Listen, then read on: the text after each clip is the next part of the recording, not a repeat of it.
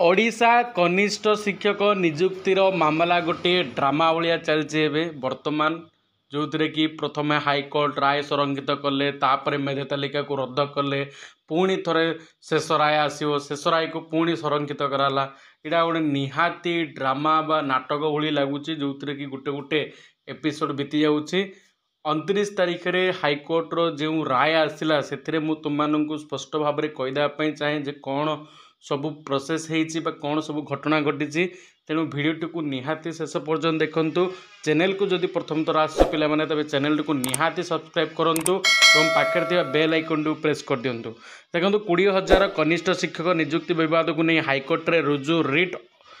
अप्रैल शुणाणी सोमवार शेष होती कनिष्ठ शिक्षक निजुक्ति प्रकाश पाई राज्यस्तरीय मेधा तालिका को हाईकोर्ट रद्द करने चैलेंज कर राज्य सरकार एवं यही आदेश द्वारा चाकरी वंचित होता किसी प्रार्थी रिट अपील करते तापर तुमर थिला कौन जो थे कि तुमको सोमवार यही मामलें प्रतिपक्ष जुक्ति उपस्थापन करते मुख्य विचारपति जस्टिस चक्रधर शरण सिंह एवं जस्टिस MS रमण को नहीं गठित खंडपीठ विस्तृत शुणाणी कराया राय संरक्षित रही गत 25 तारिख हाईकोर्ट 29 तारिख चूड़ांत शुणाणी हो निर्देश देते से ही धारा आधार में सोमवार हाईकोर्ट शुणाणी शेष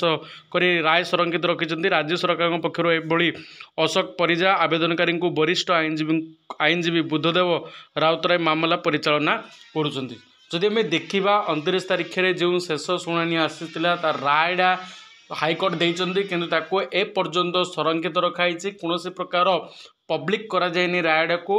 जहाँ शुणा मिलूँ 2 सप्ताह पर्यंत राय संरक्षित रखा तापर जा हाईकोर्टर शेष राय समस्त निकट में कौन कर ग्रहण करू ए विषय आम जदि अनुध्यान करवा ताहले वर्षे गोटे प्रक्रिया लगला गोटे जॉइनिंग प्रक्रिया करने पदवी को पूरण करने जूनियर टीचर ओडिशा सरकार सबु क्षेत्र में एपली कहीं अनियमित देखा जाऊँगा बहुत बड़ प्रश्न तुम मैंने जदि मो कथार एकमत ताहले निहाती वीडियो को लाइक करिवो और चैनल को सब्सक्राइब करके पाखर बेल आइकन को प्रेस करिवो।